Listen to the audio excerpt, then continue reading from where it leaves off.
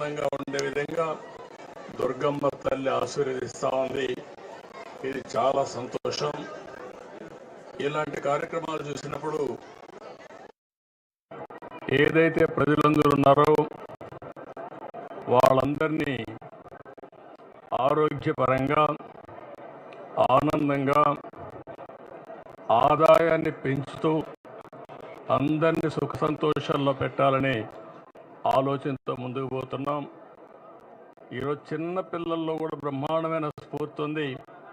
వారందరినీ చూసిన తర్వాత నాకు నమ్మకం వచ్చింది, ఈ సంవత్సరం ఈ రాష్ట్రానికి అన్ని విధాల శుభం జరుగుతుందని, అందరి భవిష్యత్తు బంగారు భవిష్యత్తు కావాలని మరొక్కసారి మనస్ఫూర్తిగా ఆకాంక్షిస్తూ దుర్గమ్మ తల్లిని ప్రార్థించాను.